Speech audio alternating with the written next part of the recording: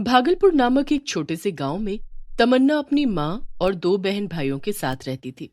तमन्ना के पिताजी का निधन कुछ समय पहले हो गया था। कुछ समय तक तो तमन्ना की माँ ने घर घर काम कर किसी तरह अपने बच्चों का पालन पोषण किया, लेकिन अब वो काफी समय से बीमार थी। तमन्ना बहुत अच्छी मेहंदी लगाती थी, इसलिए अब त्योहार शादी विवाह में मेहंदी लगाकर किसी तरह अपने परिवार का गुजारा कर रही थी।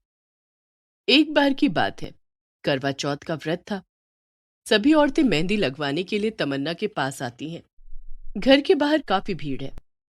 तुम्हारे पास तो बहुत भीड़ है तमन्ना, मेरा नंबर कब तक आ जाएगा? अब तो देख ही रही हो, 4-5 घंटे तो लग जाएंगे।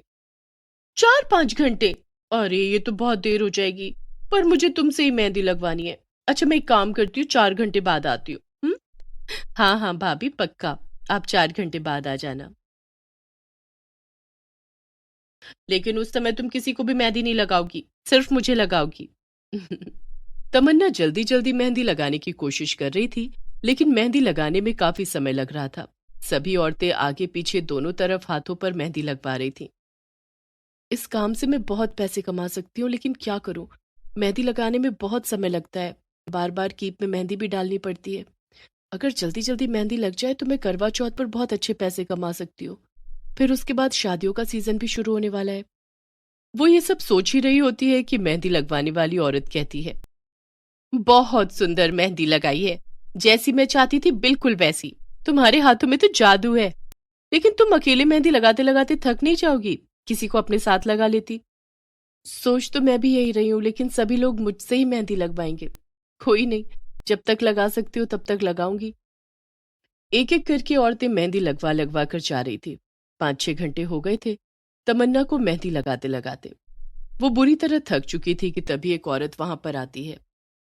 मैं सुबह से देख रही हूँ, तुम बहुत सुंदर मेहंदी लगाती हो।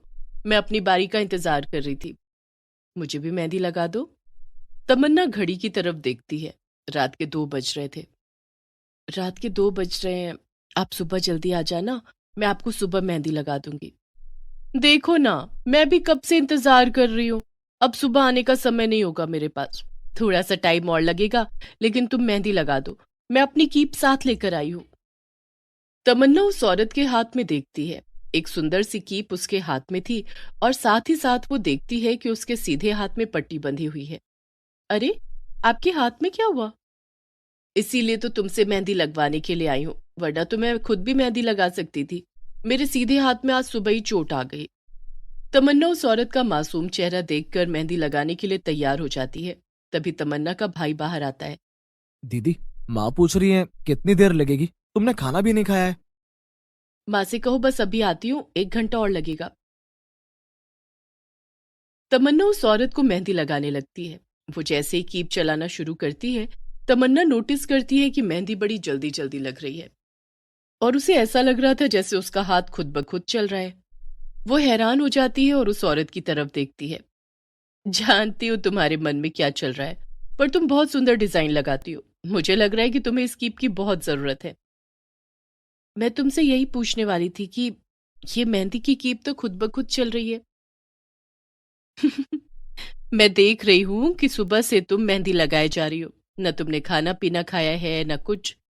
तुम्हारे घर को देखकर लग रहा है कि तुम्हारी आर्थिक स्थिति बहुत खराब है। तुमने मेरे हाथों पर इतनी सुंदर मेहंदी लगाई है, इसलिए ये कीप मैं तुम्हें ही देती हूँ। अरे नहीं नहीं, मेरे पास तो मेहंदी है और कीप भी। तभी वो औरत खड़ी होती है और तमन्ना को कीप देकर कहती है, ये कोई ऐसी वैसी मेहंदी नहीं है, ये जादुई मेहंदी है। इस कीप में तुम्हें कभी मेहंदी डालने की जरूरत नहीं पड़ेगी, और तुम बहुत कम समय में ज्यादा मेहंदी लगा सकती हो। ऐसा कहकर वो औरत वहां से चल देती है। तमन्ना देखती है, थोड़ा आगे जाते ही वो औरत गायब हो जाती है। वो उसकी मेहंदी की कीप लेकर अंदर जाती है और देखती है कि उस औरत को मेहंदी लगाने के बाद भी कीप मेहंदी से भरी हुई है। बेटा, समय देख रही है, सुबह के 4 बज चुके हैं। कितनी मेहनत करती है तू। बहुत तेज भूख लगी है माँ, पहले खाना खा लेती हूँ, फिर बात करूंगी। तमन्ना जल्दी जल्दी खाना खाती है और फिर अपनी माँ से कहती है कि सीजन तो यही है, जितना पैसा कमा सकते हैं इसी में कमा लेंगे। फिर तो कुछ कुछ लोग ही आते हैं मेहंदी लगवाने के लिए। तमन्ना की माँ अपनी बेटी के सर पर हाथ फिराने लगती है। तमन्ना अपनी माँ की गोदी में सर रखकर सो जाती है। अगले दिन सुबह भी कुछ औरतें तमन्ना के पास मेहंदी लगवाने के लिए आती हैं। तमन्ना उस औरत की दी हुई मेहंदी की कीप से मेहंदी लगाती है और देखती है कि मेहंदी जल्दी जल्दी वो सबके हाथों पर लगा रही है। औरतें भी हैरान थी कि तमन्ना कितनी जल्दी मेहंदी लगा रही है। करवा चौथ का त्योहार खत्म हो जाता है। उसके बाद शादियों का सीजन शुरू होता है।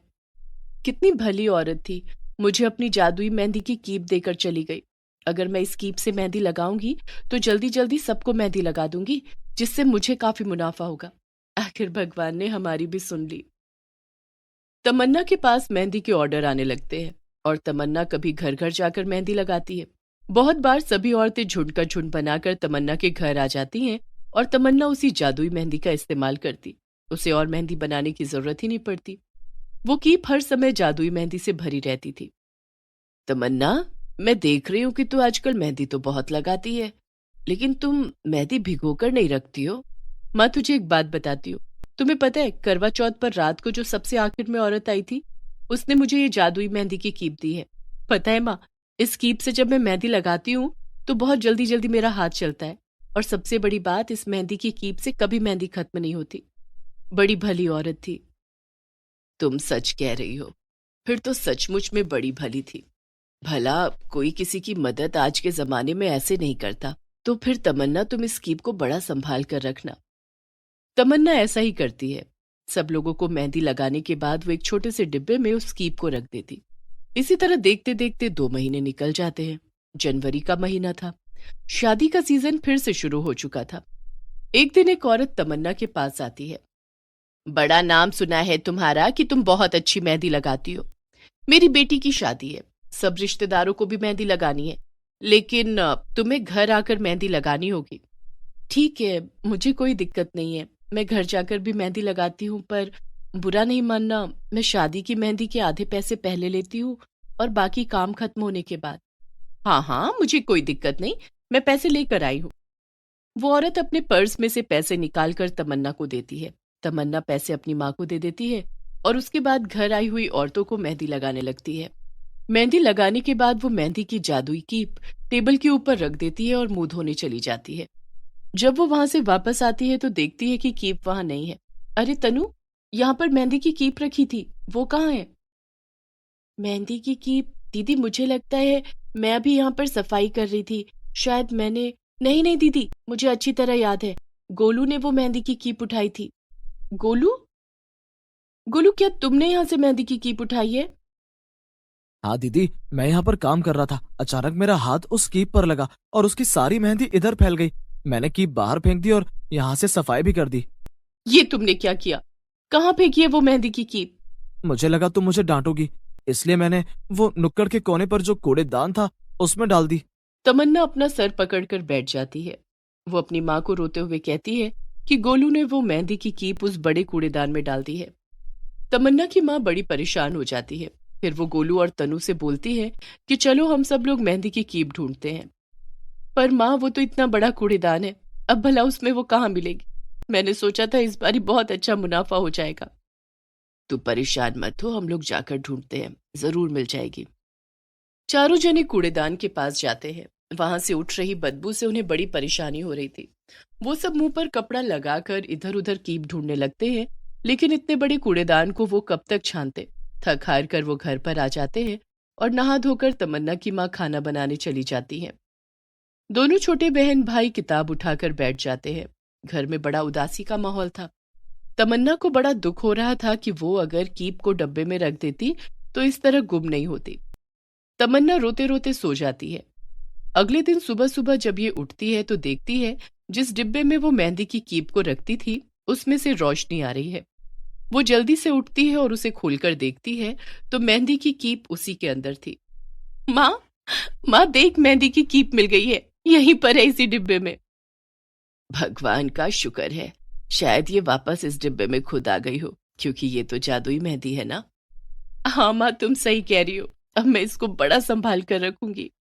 उसके बाद तमन्ना उस शादी वाले घर में जाती है और सबको मेहंदी लगाती है और बाकी के पैसे भी लेकर आ जाती है। फिर संभाल कर उस मेहंदी की कीप को रख लेती है और अब धीरे धीरे तमन्ना और उसका परिवार एक सुखी परिवार जादुई मेहंदी की वजह से बन जाता है।